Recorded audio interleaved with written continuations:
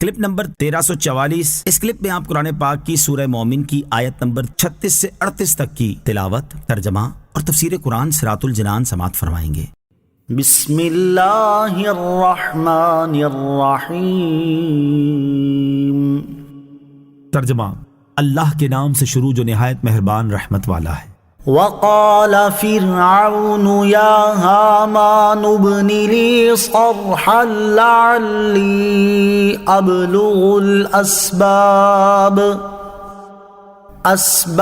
السماوات فاطلع الى الہ موسیٰ وانی لأظنہ کاذبا وَكَذَلِكَ زُيِّنَ لِفِرْعَوْنَ سُوءُ عَمَلِهِ وَصُدَّ عَنِ السَّبِيلِ وَمَا كَيْدُ فِرْعَوْنَ إِلَّا فِي تَبَابٍ۔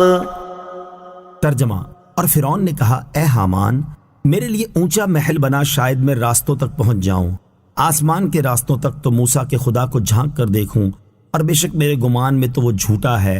اور یوں ہی فرعون کی نگاہ میں اس کا برا کام خوبصورت بنا دیا گیا، اور وہ راستے سے روکا گیا، اور فرعون کا داؤ ہلاکت میں ہی تھا۔ وقال فرعون، اور فرعون نے کہا۔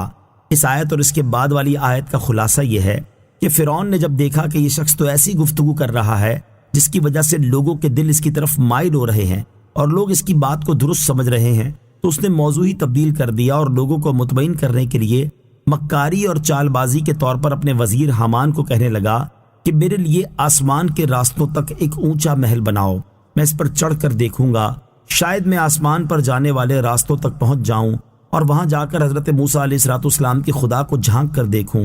میرے گمان کے مطابق میرے علاوہ کسی اور خدا کا وجود کا دعویٰ کرنے میں موسیٰ علیہ السلام جھوٹے ہیں۔ یہ بات بھی فرعون نے اپنی قوم کو فریب دینے کے لیے کہی، کیونکہ وہ جانتا تھا کہ برحق معبود صرف اللہ تعالیٰ ہے، اور فرعون اپنے آپ کو فریب کاری کے لیے معبود ٹھہرا رہا ہے۔ اللہ تعالیٰ ارشاد فرماتا ہے کہ اسی طرح فرعون کی نگاہ میں اس کا برا کام یعنی اللہ تعالیٰ کے ساتھ شرک کرنا اور اس کے رسول کو جھٹلانا خوشنما بنا دیا گیا، اور شیطانوں نے وسوسے ڈال کر اس کی برائیاں اس کی نظر میں بھلی کر دکھائیں، اور وہ ہدایت کے راستے سے روک دیا گیا، اور حضرت موسیٰ علیہ السلام کی نشانیوں کے مقابلے میں فرعون کے مکر و فریب نقصان اور ہلاکت کا شکار ہوئے، اور وہ اپنے کسی داؤ میں کامیاب نہ ہو سکا۔ نوٹ: حامان کو محل بنانے کا حکم دینے والا واقعہ سورہ قصص کی آیت نمبر 38 میں بھی گزر چکا ہے۔ وَقَالَ الَّذِي آمَنَ يَا قَوْمِ اتَّبِعُونِ أَهْدِكُمْ سَبِيلَ الرَّشَادِ۔ ترجمہ، اور ایمان والے نے کہا، اے میری قوم، میرے پیچھے چلو، میں تمہیں بھلائی کی راہ بتاؤں۔ وقال الذی آمن، اور ایمان والے نے کہا۔ جب مرد مومن نے دیکھا کہ فرعون کوئی معقول جواب نہیں دے سکا تو اس نے دوبارہ اپنی قوم سے کہا، اے میری قوم، تم فرعون کی بجائے میری پیروی کرو، میں تمہیں بھلائی اور نجات کا راستہ دکھاؤں گا۔ اولیاء کی پیروی میں بھی ہدایت ہے۔ اس میں اشارہ ہے کہ فرعون اور اس کی قوم جس راستے پر چل رہی ہے وہ گمراہی کا راستہ ہے، اور یہ بھی اشارہ ہے کہ ہدایت انبیاء کرام علیہ السلام اور اولیاء عظام رحمت اللہ تعالیٰ علیہم کی پیروی میں رکھی گئی ہے، اور جس طرح نبی علیہ السلام اپنے امتی کو ہدایت کا راستہ دکھاتے ہیں، اسی طرح نبی علیہ السلام کے تابع رہتے ہوئے اولیاء و صالحین بھی ہدایت کا راستہ دکھاتے ہیں۔